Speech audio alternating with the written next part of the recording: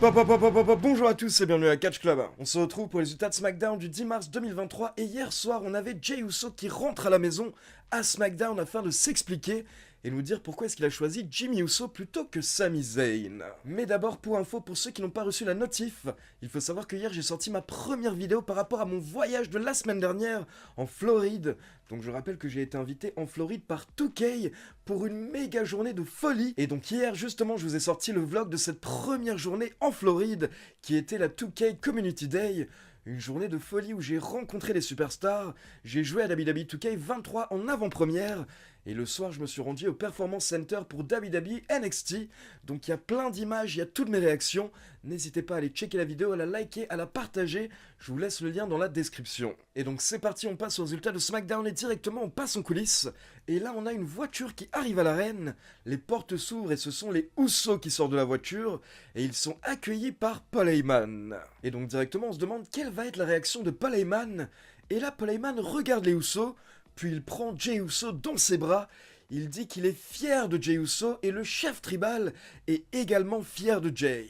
Mais là Jey Uso se recule et il répond simplement à Paul Heyman: est-ce que tu peux trouver Roman Reigns et le prévenir que je suis à l'arène? Donc Paul Heyman s'exécute, il va chercher le chef tribal et pendant ce temps, on a Kayla Braxton qui vient poser des questions à Jey Uso. Elle vient demander à Jey Uso pourquoi est-ce qu'il a trahi Sami Zayn.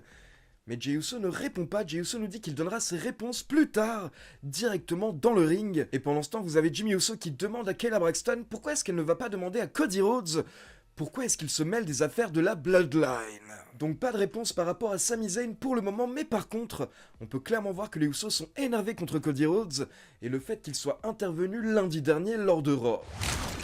Donc on retrouvera la Bloodline un peu plus tard, mais d'abord on démarre avec un énorme match, un match à 5 avec Drew McIntyre contre Sheamus, contre LA Knight, contre Karrion Kross, contre Xavier Woods qui remplace Kofi Kingston. En effet, à la base on devait avoir Kofi dans le match, mais pour info, Kofi s'est blessé la semaine dernière à SmackDown, et apparemment il pourrait être absent entre 3 et 5 semaines. Et donc pour rappel, le vainqueur de ce match affrontera Gunther pour le titre intercontinental à WrestleMania 39. Donc forcément on a un très gros match et au bout de quelques minutes on a Imperium qui fait son entrée pour observer le match. Forcément Gunther est curieux de voir qui il pourrait affronter à WrestleMania. Et pendant le match, on avait également plusieurs fois la WWE nous a teasé un affrontement entre McIntyre et Sheamus, mais à chaque fois quelqu'un intervenait pour les séparer. Sauf qu'à la fin du match, McIntyre et Sheamus se retrouvent enfin face à face dans le ring, mais d'un coup, on a Xavier Woods qui se jette sur McIntyre, et là, Sheamus a sauvé McIntyre en portant un bro kick à Xavier Woods. Puis directement derrière, on a LA Knight qui tente de se jeter sur Sheamus, mais Drew McIntyre a sauvé Sheamus en portant un Claymore kick à LA Knight. Donc quasiment en même temps, Sheamus a sauvé McIntyre, et McIntyre a sauvé Sheamus. Mais du coup par contre on a Xavier Woods et LA Knight qui sont par terre KO. Donc là McIntyre et Sheamus effectuent le tombé, chacun sur une superstar, pour le compte de 1, 2 et 3. Donc le match se termine mais avec deux vainqueurs avec un double tombé. Sheamus et Drew McIntyre sont co-vainqueurs du match. Et honnêtement, c'est une option qui avait été envisagée par pas mal de monde. On en avait même parlé vendredi soir sur Twitch. On voyait bien potentiellement, pourquoi pas, un match à 3 à WrestleMania avec Gunther contre McIntyre contre Sheamus. Donc là, vu qu'on a des co-vainqueurs, on se dit qu'on se dirige vers ce match à 3. Mais un peu plus tard, on retrouve Adam Pearce en coulisses avec Gunther et Imperium. Et Adam Pearce nous annonce que la semaine prochaine, à SmackDown, on aura Sheamus contre Drew McIntyre, et le vainqueur de ce match affrontera Gunther à WrestleMania. Donc apparemment, la semaine prochaine, on va vraiment découvrir l'adversaire de Gunther, mais qui sait, peut-être que la semaine prochaine, on aura à nouveau un double tombé, et qui sait, peut-être qu'on se dirige bien vers ce match à 3 à WrestleMania. Puis on passe en coulisses pour une petite interview de Paul Heyman, et à la base, Kayla Braxton lui pose des questions par rapport aux Usos, mais elle se rend compte que Paul Heyman n'écoute pas vraiment, et directement, Paul Heyman se met à parler de Cody Rhodes. Il nous dit que Cody est vraiment chiant tout de même, car il se plaint quand on mentionne sa famille, mais derrière il vient se mêler des affaires de la Bloodline, donc des affaires de famille. Et donc là, Paul Heyman nous fait toute une promo, il nous explique qu'en fait avec la Bloodline, ils n'ont même pas besoin d'attaquer physiquement Cody Rhodes, car ils l'ont déjà attaqué mentalement avec la vérité ces dernières semaines, ce qui fait qu'en fait Cody a déjà perdu avant même qu'il se rende à WrestleMania. Et Paul Heyman termine en nous expliquant qu'au bout d'un moment, Cody Rhodes va devoir reconnaître le chef tribal.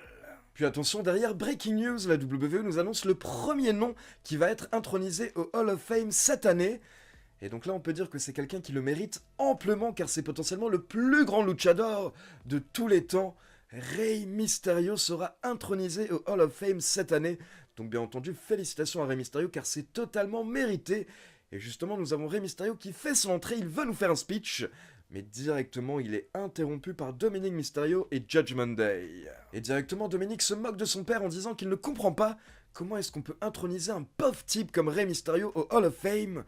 Puis il demande à son père combien de matchs de foot il a raté, combien d'anniversaires il a raté pour justement avoir cette grande carrière. Puis Dominic monte sur le ring avec Judgment Day et il nous dit qu'il a honte d'être le fils de Rey Mysterio. Mais là, il est interrompu par Legado del Fantasma qui doit justement affronter Judgment Day un peu plus tard. Mais Santos Escobar prend le micro et il dit qu'il veut que le match ait lieu tout de suite. Car Santos Escobar nous dit que Rey Mysterio a peut-être oublié ce que Dominic lui a fait ces dernières semaines. Mais lui, il n'a pas oublié et il ne pardonnera pas Dominic. Donc on enchaîne avec Legado del Fantasma accompagné par Zelina Vega contre Judgment Day accompagné par Rhea Ripley. Et justement à la fin, au bord du ring, on a Rhea Ripley qui chope Zelina Vega et qui la powerbomb sur une partie de Legado del Fantasma. Donc là, Rey Mysterio intervient, il se retrouve face à face avec Rhea Ripley, et donc pendant qu'il ne regarde pas, il se prend un dropkick de Dominic Mysterio. Du coup, Rey Mysterio est énervé, il tente d'intervenir dans le ring, et là, en fait, sans le vouloir, Rey Mysterio détourne l'attention de l'arbitre, alors que Legado del Fantasma pouvait gagner, donc Rey Mysterio gâche totalement leur opportunité, et ça permet également à Damien Priest d'intervenir et porter un énorme kick, ce qui permet ensuite à Dominic d'effectuer le tombé pour la victoire. Et encore une fois, après le match, on a Dominic qui confronte Rey Mysterio dans le ring. Et là, Dominic va très loin. Il nous dit qu'il n'aurait jamais dû être le fils de Rey Mysterio, mais il aurait dû être le fils de Eddie Guerrero. Et donc, encore une fois, on a Dominic qui repousse Rey Mysterio et qui demande à Rey de le frapper. Mais Rey Mysterio refuse. Rey Mysterio se dirige même à l'extérieur du ring. Et là, Dominic se jette sur lui. Mais Rey Mysterio s'enlève et donc Dominic est projeté à l'extérieur du ring. Et là, c'est une petite humiliation pour Dominic, il pète un câble, mais il est retenu par le reste de Judgment Day. Et pendant ce temps, on a Rey Mysterio qui répète qu'il ne frappera jamais son fils, mais Dominic lui répond en lui disant « Si, tu vas le faire !» Donc bon, on semble toujours se diriger vers un potentiel Rey Mysterio contre Dominic à WrestleMania 39.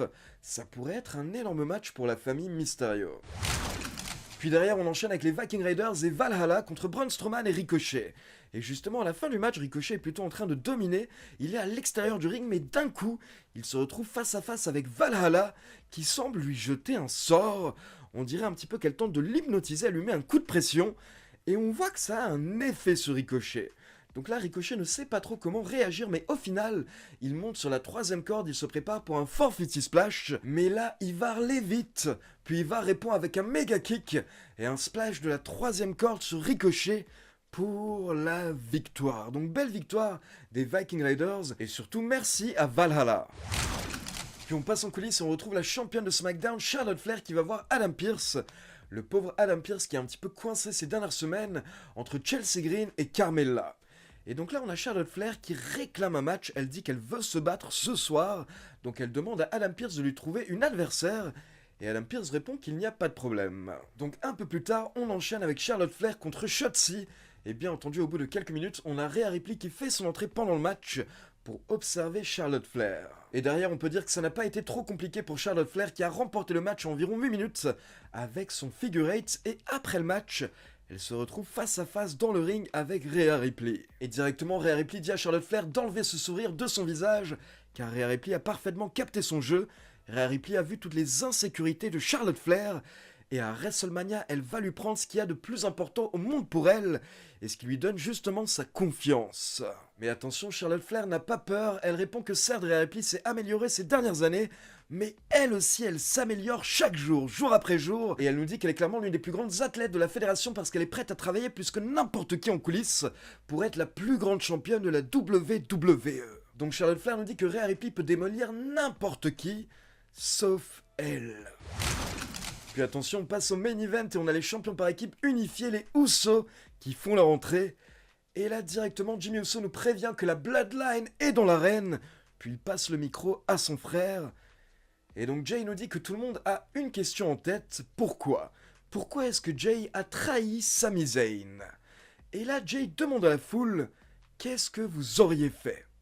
Qu'est-ce que vous auriez fait si vous étiez à ma place? Et Jay nous explique que quand vous avez un membre de votre famille qui a un problème de voiture, eh bien vous l'aidez à réparer sa voiture. Quand vous avez un membre de votre famille qui ne peut pas payer une facture, eh bien vous lui prêtez de l'argent, vous l'aidez, parce que c'est la famille. Donc Jey Uso dit aux fans, vous voulez savoir pourquoi est-ce que j'ai fait ça? Eh bien tout simplement parce que je le devais.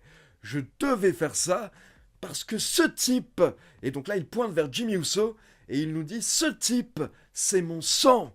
Ce type, c'est mon frère. Ce type est mon jumeau, ce type est un membre de ma famille, mais pas toi, Sami, ni vous dans le public.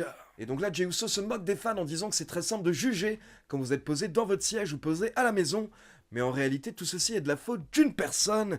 Jey Uso en veut à une personne, et c'est Sami Zayn. Parce que comme l'a déjà dit Roman Reigns, comme l'a déjà dit Jimmy Uso, et ils avaient raison, Jey Uso le répète, Sami Zayn est égoïste, il ne pense qu'à sa gueule. Car tout ce que Sami Zayn avait à faire, c'était de rentrer dans les rangs, d'écouter le chef tribal.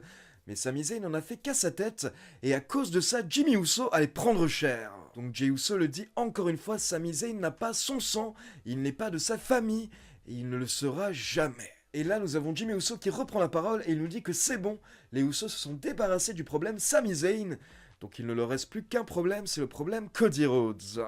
Et donc directement, Cody Rhodes fait son entrée sous une énorme pop, car il dit que si on parle de lui, autant le faire en face de lui. Et là, Cody nous dit que lui, personnellement, il ne répond pas à Roman Reigns, il ne suit pas les ordres de Roman Reigns, au contraire de Uso. Cody Rhodes, de son côté, écoute les fans. Et donc justement, il nous dit qu'en écoutant les fans, il s'est rendu compte que les fans ne veulent pas entendre parler les Usos, mais les fans veulent les voir se battre. Donc là, Cody Rhodes se prépare pour monter sur le ring, mais directement les Usos le préviennent que s'il vient sur le ring, ils vont lui faire ce qu'ils ont fait à Sami Zayn, mais justement, Sami Zayn sort de nulle part et il se jette dans le ring. Et bien entendu, directement, il se jette sur Jey Uso. Sami Zayn a la haine. Et donc là, ça part en méga bagarre avec Sami Zayn et Cody Rhodes contre Jimmy et Jey Uso. Ça part au port du ring à travers la foule. Et à la fin, ils reviennent sur le ring. Et Sami Zayn et Cody Rhodes prennent l'avantage. Ils jettent les Usos à l'extérieur du ring. Et donc SmackDown se termine avec Cody Rhodes et Sami Zayn qui célèbrent ensemble. C'était un beau moment, c'était un grand moment. Et c'est cool de voir qu'au final, Cody Rhodes et Sami Zayn peuvent travailler ensemble. Au lieu d'être chacun de leur côté, on met les deux personnes les plus populaires à l'heure actuelle ensemble. Et donc ça nous donne un méga segment à la fin de SmackDown. C'était vraiment bien booké de la part de la WWE. Maintenant, on attend bien entendu que Kevin Owens se rajoute à l'histoire. Donc voilà, c'est tout pour les résultats de SmackDown. Et maintenant, comme d'habitude, c'est à vous. N'hésitez pas à me laisser vos avis dans les commentaires. N'oubliez pas d'aller checker mon tout nouveau vlog qui est sorti hier par rapport à la WWE 2K Community Day en Floride. Le lien est dans la description. Et comme d'habitude, n'oubliez pas de liker la vidéo, de vous abonner à la chaîne et de cliquer sur la petite cloche pour être informé de la sortie des prochaines vidéos. Ciao tout le monde!